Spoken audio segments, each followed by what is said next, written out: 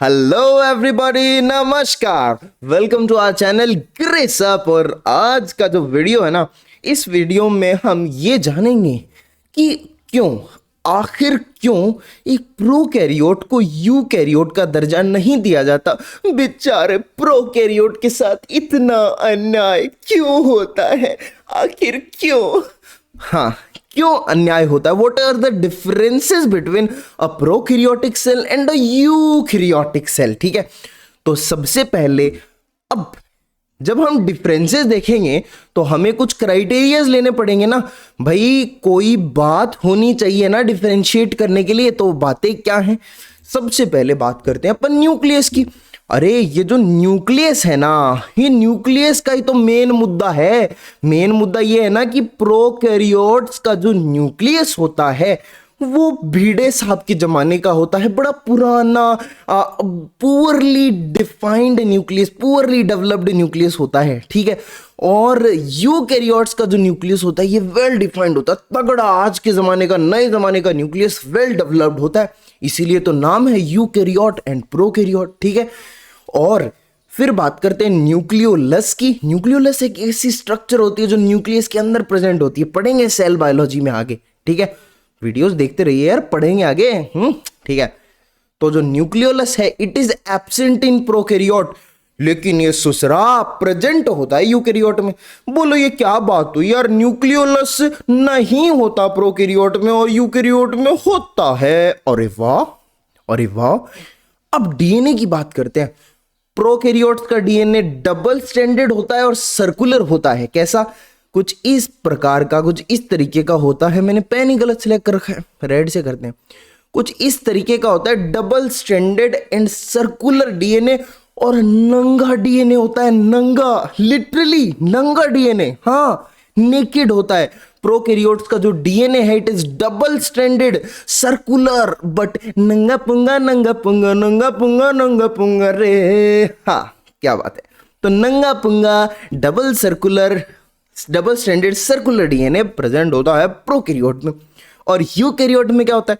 Eukaryote में double stranded तो होता है लेकिन लीनियर होता है।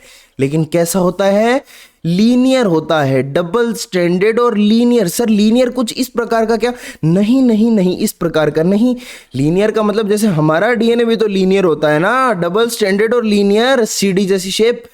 तो लीनियर डबल स्ट्रैंडेड डीएनए होता है यूकैरियोट्स का। और नंगा नहीं होता। क्यों नंगा नहीं होता? क्योंकि यहां पर हिस्टोन प्रोटीन्स जो हैं प्रेजेंट होते हैं, वो बांध कर रखते हैं। हिस्टोन प्रोटीन क्या करते हैं? डीएनए की पैकेजिंग करवाते हैं। और दूसरी बात, नंगा इसलिए भी नहीं होता क्योंकि न्यूक्लियर एनवलप प्रेजेंट है, न्यूक्लियर मेम्ब्रेन है। तो वो सारा जो सामान है, यानी जो जेनेटिक मटीरियल है, वो न्यूक्लियस के अंदर होता है, बाहर यूं ही साइटोप्लाज्म में नहीं पड़ा रहता। प्रोकैरियोट्स में यूं ही साइटोप्लाज्म में पड़ा रहता है, बेचारे पे कोई ध्यान ही नहीं देता। और बात करें मेम्ब्रेन बाउंड ऑर्गेनेल्स की। मेम्ब्रेन बाउंड ऑर्गेनेल से क्या मतलब है सर आपका? मेरा मतलब है मेम्ब्रेन बाउंड ऑर्गेनेल्स कौन से होते हैं?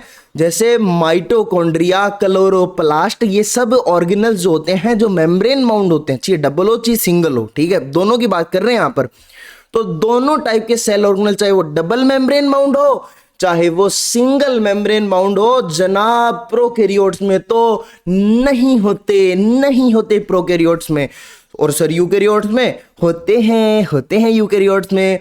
तो मेम्ब्रेन बाउंड ऑर्गेनेल्स यूकैरियोट्स में होते हैं और प्रोकैरियोट्स में नहीं होते। अच्छा, राइबोसोम के बारे में तो बता दो। तो सुन जानी, राइबोसोम होते हैं प्रोकैरियोट्स में और यूकैरियोट्स में भी होते हैं। तो मास्टर फिर मैंने बता दूं कि डिफरेंस कहां पर है। तूने तो बोला था प्रोकैरियोट्स डिफरेंट होते हैं, बेचारों को उनका हक नहीं दिया जाता, ऐसे करके तूने बोला था। तो क्या बात हुई कि तू अब बोल रहा है कि राइबोसोम इसमें भी है और इसमें भी है? मैंने बोला है तो सही, लेकिन फिर भी फर्क है। फिर फर्क ये है कि राइबोसोम ऑफ प्रोकैरियोट होते हैं ना, ये तो 70S टाइप के होते हैं। 70S टाइप के राइबोसोम है। Can you believe it? 70S type के राइबोसोम। और ribosome of eukaryote are 80S। भाई ऐसे क्यों बोल रहा है? क्या हो गया? 80S ही तो है, ये 70 है, 80 है।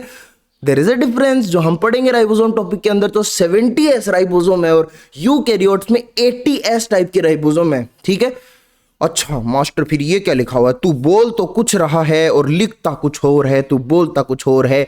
तेरे इंटेंशंस क्या है ये देख। तूने 70s भी लिखा है, ये क्यों लिखा है तूने 70s? बेटा 70s मैंने इसलिए लिखा है, मैंने कॉमा लगाया है ना बीच में, इसका मतलब ये है कि 80s राइबोसोम भी प्रेजेंट है और 70s भी प्रेजेंट है। अच्छा दोनों प्रेजेंट है, फिर तो यूकेरियोट बड़ा तगड़ा है। अरे बिल्कुल बहुत तगड़ा है ना, तभी तो बातें की जा रही हैं इसके बारे में। मार्केट में ये बात चल रही है कि प्रोकैरियोट के पास तो 70s ही है और इस सुसरे यूकैरियोट्स के पास दोनों तरीके के दोनों तरीके के राइबोसोम्स प्रेजेंट है, बोथ 80s एंड 70s, है ना। और 70s कहां प्रेजेंट है और 80s कहां प्रेजेंट है? देखो 80s तो प्रेजेंट है ही, ये तो नॉर्मल चीज है ना, साइटोप्लाज्म में प्रेजेंट है। लेकिन 70s टाइप के राइबोसोम प्रेजेंट है उसकी क्लोरोप्लास्ट और माइटोकॉन्ड्रिया के अंदर। समझ गए बात को? यूकैरियोट की क्लोरोप्लास्ट में कौन से राइबोसोम होते हैं? 70s। माइटोकॉन्ड्रिया में कौन से राइबोसोम होते हैं? 70s। बिल्कुल सही, बिल्कुल सही, सही पकड़े हैं। तो डोरेमोन मुझे ये भी बता दो ना कि प्रोटीन सिंथेसिस कहाँ होता है? डोरेमोन प्रोटीन सिंथेसिस कहाँ होता है? प्रोटीन सिंथेसिस की लोकेशन, प्रोटीन सिंथेसिस प्रोकैरियोट्स में, भेड़े वाले जो कैरियोट्स हैं, प्रोकैरियोट्स हैं, उनमें तो साइटोप्लाज्म में होता है, प्लाज्मा मेम्ब्रेन में बोल सकता हूं, क्योंकि जो राइबोसोम्स होते हैं प्रोटीन सिंथेसिस करते हैं। और जब हमने लास्ट लेक्चर के अंदर प्रोकैरियोट्स की स्ट्रक्चर पढ़ी थी तब हमने ये बोला था कि ribosome of prokaryote are associated with their membrane, तो हम बोल सकते हैं कि प्रोटीन सिंथेसिस राइबोसोम में होता है, मेम्ब्रेन में होता है, प्लाज्मा मेम्ब्रेन में होता है। लेकिन प्रोटीन सिंथेसिस यूकैरियोट्स में कहां होता है ये बता दो बस। यूकैरियोट्स में होता है इसकी ईआर में, एंडोप्लाज्मिक रेटिकुलम में, माइटोकॉन्ड्रिया में और क्लोरोप्लास्ट में, क्योंकि राइबोसोम तीनों जगह प्रेजेंट है। एंडोप्लाज्मिक रेटिकुलम कौन सा? रफ एंडोप्लाज्मिक रेटिकुलम, जिसमें राइबोसोम्स प्रेजेंट होते हैं। और माइटोकॉन्ड्रिया और क्लोरोप्लास्ट, क्योंकि यहां पर भी राइबोसोम प्रेजेंट है 70s टाइप के, ऊपर ही तो बताया था अभी। अच्छा ठीक है, ये बात भी सही है। अब आगे बोल मास्टर। अब मेरे पास ट्रू वैक्यूल की बात आती है। ट्रू वैक्यूल जिसको हम सैप वैक्यूल भी कहते हैं, ट्रू वैक्यूल जिसको हम सैप वैक्यूल भी कहते हैं। तो प्रोकैरियोट्स में ट्रू वैक्यूल नहीं होता है बच्चों। ना ना ना ना ओ ना ना ना ना ना ना, प्रोकैरियोट्स में ट्रू वैक्यूल नहीं होता है। तो क्या होता है? ये ब्रैकेट में क्या लिख रखा है? मास्टर तूने क्या लिखा है ये बता दे पहले तू मेरे को। गैस वैक्यूल होता है। मैंने कहा कि गैस वैक्यूल होता है। जो गैस वैक्यूल होता है ना, इसको हम सूडो वैक्यूल भी बोलते हैं। अच्छा क्यों बोलते, अभी मैं बताने वाला हूं आपको। देखो प्रोकैरियोट्स में ट्रू वैक्यूल, असली वैक्यूल नहीं होता। एक नकली माने सूडो बूडो सूडो, जो तुम्हें देखना है ना, नकली स्यूडो वैक्यूल होता है। गैस वैक्यूल जिसको हम बोलते हैं, गैस वैक्यूल प्रेजेंट होता है। अब देखो एक मैं छोटा सा इस एक्सटेंडेड टॉपिक पढ़ा देता हूं, इंक्लूजन बॉडीज पहले, ठीक है। इंक्लूजन बॉडीज पढ़ा देता हूं। What are inclusion bodies basically, फिर आपको ये वैक्यूल का सिस्टम भी समझ में आ जाएगा। देखो रिजर्व मटेरियल जो होते हैं ना सेल में, वो उनको इंक्लूजन बॉडीज की फॉर्म में रख लिया जाता है। रिजर्व मटेरियल जो प्रेजेंट होते हैं हमारे साइटोप्लाज्म में, सेल में, वो इंक्लूजन बॉडीज की फॉर्म में प्रेजेंट होते हैं। और ये जो इंक्लूजन बॉडीज हैं इनकी मेम्ब्रेन नहीं होती है, ठीक है। Inclusion bodies are non membranous, membrane नहीं होती है। और क्या स्टोर होता है इसमें? जो रिजर्व मटेरियल्स होते हैं वो पड़े रहते हैं और इसी को इंक्लूजन बॉडीज बोलते हैं। और ये फ्रीली पड़े रहते हैं साइटोप्लाज्म के अंदर, साइटोप्लाज्म के अंदर प्रेजेंट होते हैं इंक्लूजन बॉडीज, ठीक है। अब इन इंक्लूजन बॉडीज के प्रकार होते हैं, एग्जांपल्स देता हूं मैं आपको।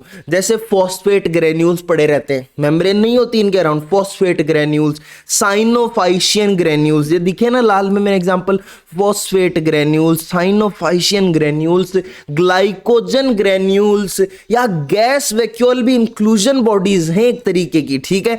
गैस वैक्यूल भी इंक्लूजन बॉडीज हैं कई तरीके की। और इसीलिए इसको स्यूडो वैक्यूल बोलते हैं, इसलिए क्योंकि ये बॉयंसी प्रोवाइड करती है। गैस का काम क्या होता है? बॉयंसी, मतलब गैस से बॉयंसी को रिलेट कर सकते हैं ना। देखो क्या होता है, जो ब्लू ग्रीन एल्गी या purple and green sulphur bacteria होते हैं जो वाटर में डेप्थ्स में प्रेजेंट होते हैं, उनको बॉयंसी प्रोवाइड करने के लिए ये गैस वैक्यूल्स उनमें प्रेजेंट होते हैं। तो gas vacuole are pseudo vacuoles which provide buoyancy. तो आप याद रखेंगे इस चीज को, है ना बच्चों? याद रखेंगे सब बच्चे, मन के सच्चे मेरे बच्चे, मन के आपके बच्चे नहीं। एंडोप्लाज्मिक रेटिकुलम, माइटोकॉन्ड्रिया, सब हो गया। हमने बोला कि true vacuole are absent in prokaryotes, usually present in plant cell. Eukaryotes में मैंने ये बात इसलिए लिखी क्योंकि यूकैरियोट्स में बहुत सारे चीज़ें आ सकती है ना, आपकी फंजाई आ सकती है, आपकी एनिमेलिया एनिमल्स आ सकते हैं, आपके प्लांट्स आ सकते हैं, ठीक है ना, और भी चीज़ें आती हैं। तो यूकैरियोट्स में जो प्लांट सेल्स हैं उनमें वैक्यूल प्रेजेंट होता है, एनिमल्स में वैक्यूल नहीं होता ना। ये तो बचपन से पढ़ते आ रहे हैं बेटा जी, ओ बेटा जी, अरे ओ बाबू जी, किस्मत की हवा कभी नरम कभी गरम, कभी नरम नरम कभी गरम गरम, कभी नरम गरम नरम गरम, ओ बेटा जी। तो बेटा जी प्लांट सेल में वैक्यूल प्रेजेंट होता है, एनिमल्स में नहीं होता है, ठीक है। अब पढ़ते हैं थाइलेकोइड के बारे में। ये थाइलाकोइड क्या होता है, ठीक है। थाइलाकोइड अब सब कुछ मैं अभी बता दूंगा कि कौन सी चीज क्या होती है, फिर चैप्टर में क्या पढ़ेंगे, हाँ इस पे भी वीडियो आएगा, बात करेंगे। तो thylakoid are present in prokaryotic cell but not well defined, ठीक है, not well defined. Thylakoid is present in prokaryotic cell but thylakoid is not well defined, ठीक है। क्या होता है? वेल डिफाइंड नहीं होता, प्रेजेंट तो होता है ना। अब यूकैरियोट्स के बारे में बता दो। यूकैरियोट में भी थाइलेकोइड प्रेजेंट होता है, ठीक है, लेकिन थोड़ा सा डेवलप्ड ज्यादा होता है, प्रेजेंट होता है बट इट इज डेवलप्ड, ठीक है।